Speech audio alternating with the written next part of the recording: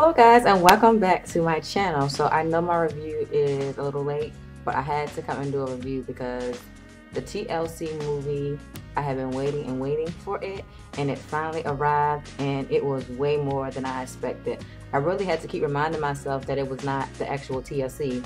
You know, they did a great job. Little Mama, people, I think it's funny how, you know, that's how God will help people out. Like, people thought that she was the main one that wouldn't do the role good, and she really excelled. And I think the reason a lot of times her role might have stood out because Left Eye was really the most outspoken one of the group, so that's why she was able to capture Left Eye in such a way, and it really, we felt like we were actually watching Left Eye. So that's why she was really the standout show, because in reality Left Eye was the one who really stood out most in TLC.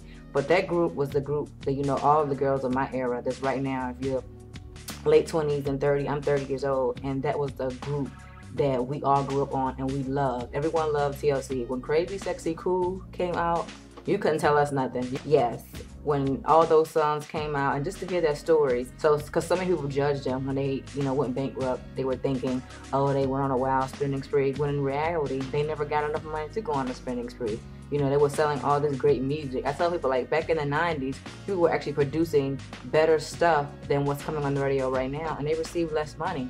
And that's so unfortunate, because people now, they were able to learn from groups like TLC that you have to read what you're signing and make sure that you have your lawyers and everything on hand. But, you know, Pebbles, I'm sure she's going to get what she deserves. I'm sure she's gotten some of it already, and she will continue to get what you deserve. You're gonna, she may have won that one, but she's gonna lose somewhere else. And I admire TLC and Chili them for their saying they don't hold grudges, they just want to share that story, and they have the right to share that story because it was wrong the way they were done. I'm just glad that they were able to still, you know, come in and put on great shows for us despite them going through all of that. Like, you know, when I was young, I had to be about 10 years old when Crazy Sexy Cool came out. And I looked at their life and think like, oh man, they must be living a perfect life. But in reality, as young women, they face the same problems I faced as a young woman. You know, I mean, I didn't grow up rich. You know, I had to face obstacles. You know what I'm saying? So they too were going through the same thing. And even when they had made it, and I thought that with them having those albums, they were doing okay, they were facing the same struggles. We sing, you know, I love talking about girl talk, and with the men, you know, I grew up thinking that TLC was like the prettiest people, some of the prettiest people ever. And, you know, I wanted to be like them. And I'm thinking like, you know, oh, you know, because all the boys in school, you know, had crushes on Chili or T-Boz or whoever they liked. And you would have thought like, oh, man would fall to their feet. You know, when you were young and dumb, you thought that just because you were cute, that means a guy would treat you right if you looked a certain way. But you grew up and you learned better. Like, they faced the same obstacles that we could. And I've seen a lot of people on the social network and judging. And some of the same ones that I saw judging were the same people that I knew that had been silly for guys. Like, we've all been silly for a guy. We may not have, like, when, you know, we learned that Chili had the abortion or whatever that she had, and, you know, she was stuck on silly for the guy Dustin. And so many times, you know, we warn people about guys like, you know, don't date him, he's a player. But, you know, when you're young and silly, you want to learn for your own. You know, someone can tell you don't date him, and some people go ahead and date them anyway. But it's a learning experience. And eventually she, you know, got herself together and she moved on. So, you know, most women, they may not have had a baby by someone, but a lot of us have stayed too long with the wrong person. We've hung in there. You might have even if you were dating other people, you still held on to that phone number a little too long and allowed him to come in your life and have y'all little rendezvous here and there. So don't judge someone, because we've all been silly for someone. The majority of women, okay, I know there's a few of you 1% out there that's perfect, but the majority of women, we can relate. We know we've been with someone that we found ourselves, we slipped up and we fell in love, and that sometimes the heart does what it wants to. We want to move on, but we can't. But she, just like everyone else, she did eventually get herself. For her, it took her having her child, and that gave her the strength that she stepped up. I admire that when she had her kid, and that's something that a lot of women miss. When she had her kid, she realized, I gotta live for my baby now. I can't be sitting here stuck on stupid. I gotta worry about my child. So she let him know, all I want you to do is to be a father for your kid. And sometimes people need that light bulb. For her, with her child, that light bulb went off. A lot of you, you know, you have babies and the light bulb still don't go off. But that's neither here or there. I'm glad that she was able to move on, you know, pick herself up, self-esteem, and keep right on moving. So that's for a lot of women to look at. And so those are a lot of, I always like to see the inner, like, moral stories within stories. And that's things that I got from there. And that's something that could help someone. Someone could be going, I know there's young girls, older women too, going through that same thing right now. It's never too late. Maybe if you see her story, you can realize, you know, I'm worth more. Or they may have been thinking like, oh, How dare someone treat Chili like that? She's so pretty. You see, cute comes a dime a dozen. And I tell people all the time, you cannot change a man or woman. They want to do what they want to do. Don't think because you prettier than the next person that they're gonna treat you better. So for all you women out there thinking that because you're cuter than the woman he's with now, how you find him is how you're gonna lose him. If he cheated on that one, he'll cheat on you too. So don't think because you're cute. And if someone gives you advice, if it's someone that's a close friend of you, so many times we let those men get into our head and think, oh, she's just trying to tell you wrong. That ain't true. If you have a close friend, you know, close friends or something. I'm not talking about somebody in the street what they said, but if your close friend is telling you no, word to the wise.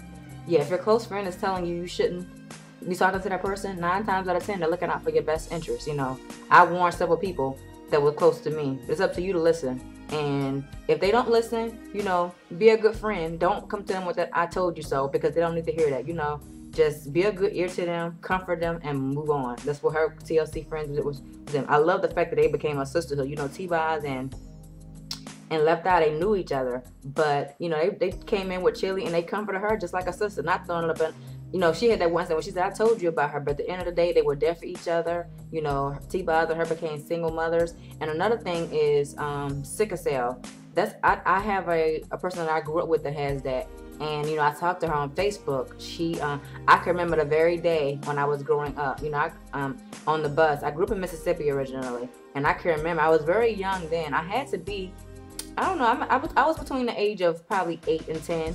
And down south, you know, everybody rode the same bus from kindergarten until high school. We all rode the same bus. I know she was some years older than me, but I can remember that she got really, you know how TLC passed out on the bus? I mean, on when she finished her concert with this particular young lady, she fell out on the bus, and we had to run to the emergency room. The entire bus would, you know, so we could drop her off. And we never knew what was wrong, but I remember her being diagnosed with sickle cell anemia. So I knew, you know, she would talk about, you know, how much pain she was going through. And even when I moved from the state and moved to Maryland, she was, you know, she would always update and say what she was going through. And, you know, some days you could be so good, but then those other days where you would be sad.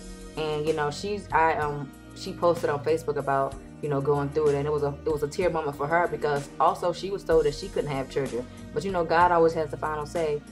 She was able to have kids, and so when the doctor told TLC she was pregnant, it was a touching moment for her, because she was able to have 3 children after the doctor told her she couldn't have any.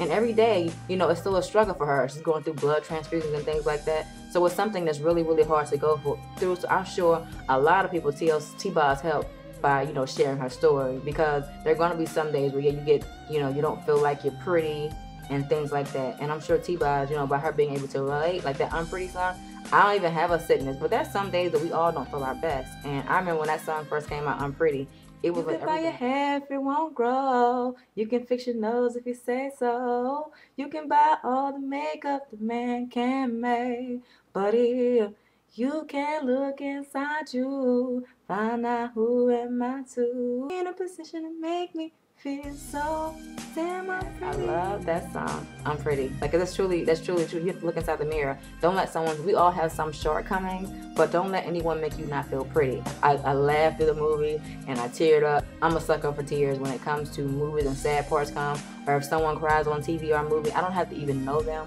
I start crying too. I hate that, but that's what I do. I'll start crying. I'm a big crier when it comes to like movies and sad scenes. Yeah, the tears just start rolling. But I really, really enjoyed the movie. I hope what you guys think about the movie. I think they did an excellent job. Everybody did. I mean, of course, I think that Lil Mama stand out. Kiki did her thing. They all look similar enough to, even that girl that played T-Boz. You know, everyone looked similar enough, and it was just like how they redid those videos, amazing. And then on Wendy Williams, they said that the girls, when they redid the videos, they actually wore those same clothes. Like, they kept all of their outfits from the videos, and they said they keep them in storage. So like, they had no scrub videos. They actually wore the same clothing that they wore in the original video. That was really cool that they kept all of that stuff.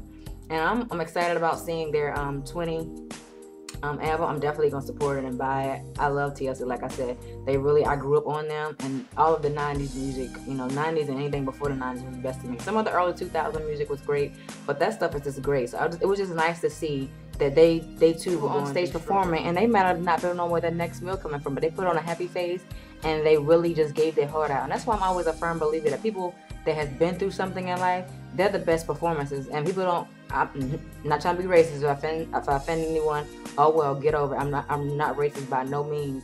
But I believe that a lot of people, unfortunately, most black artists have been people who didn't come up with the easy life.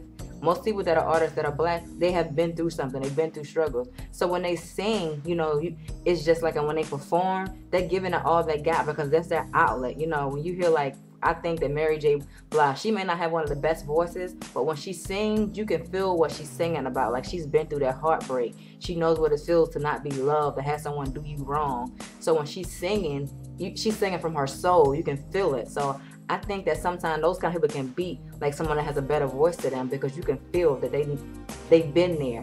They're singing their heart out because they've been to that place that they're singing about. Their story that they're telling, they live that story. So it's like more emotional and you can feel a better connection with them when they're delivering the messages. So, that's how I miss about groups that's in the 90s because now, it's just all about shake your butt, got a good beat, put, Drake a Lil Wayne on it and it's supposed to go platinum.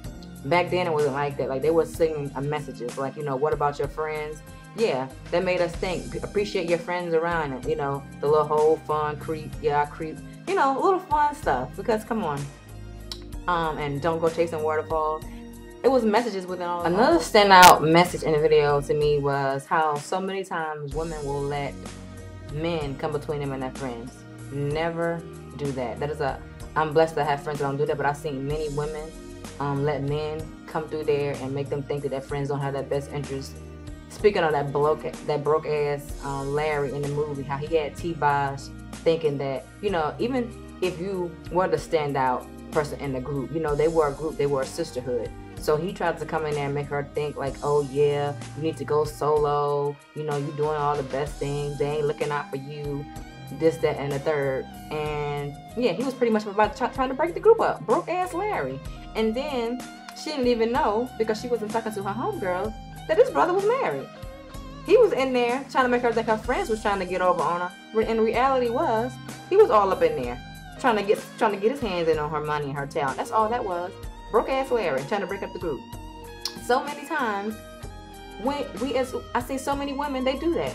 They so quick to come in and let a guy tell them that they're friends. When you know someone is down for you, don't let no guy come in there and break up your friendship. Don't let him make you think for 1 second, oh, they ain't looking out for your best interest. It's always those trifling broke ones that's doing that too. The ones that's not looking out for you. Anyone that's looking out for you and really love you a guy, he's not going to try to make you think that your good friends are jealous of you.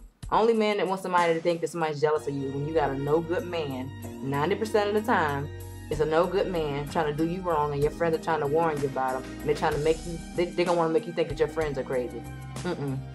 Don't be so quick to that. If you got close friends, they don't want to do anything to hurt you. Don't let some trifling behind man come in there and make you think your homegirls don't have your best interests.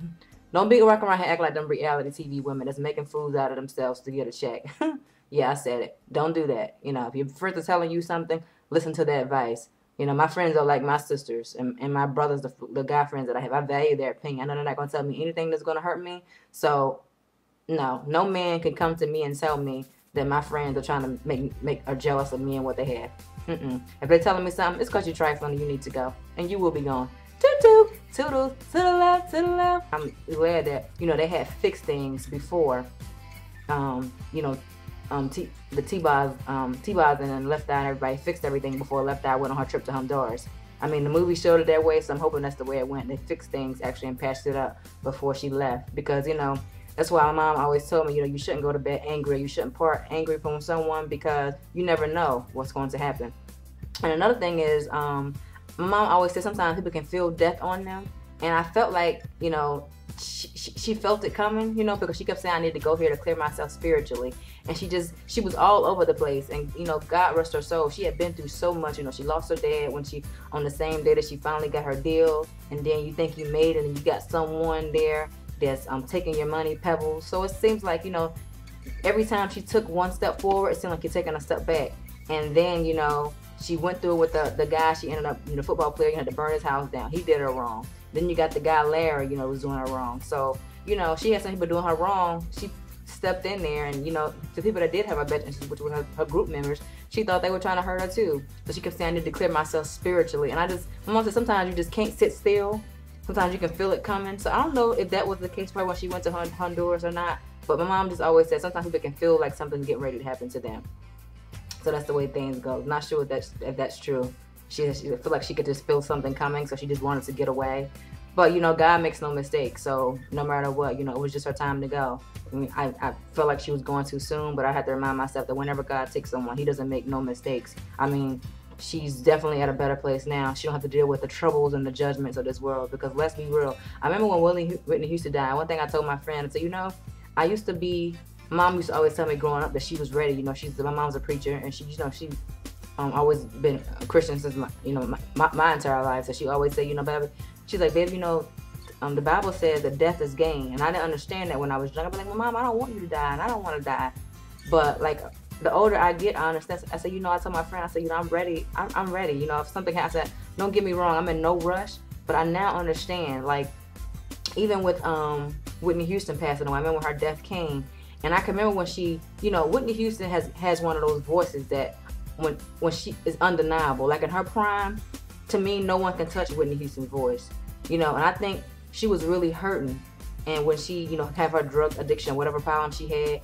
And one of the worst things is she began to lose her voice. You know, that was the one thing that she could always depend on. So I know she probably was going through things, but the world completely turned on her. When she was making all those great hits, it was, oh, Whitney, Whitney. And then instantly when she started going through things and having problems, the world forgot all of that. They always say you can do a million good things and you do one thing wrong and the world will just talk about that one wrong thing. So the world can be a cruel, horrible place. So I just think, you know, I'm glad they're in a better place. You don't have to worry about being judged, no more heartache, no more sickness. So I hope you guys enjoyed the review. I hope you guys enjoyed the movie as much as I did. So again, don't forget to thumbs up the video and subscribe to my channel if you haven't. All right, talk to you guys later. Bye-bye.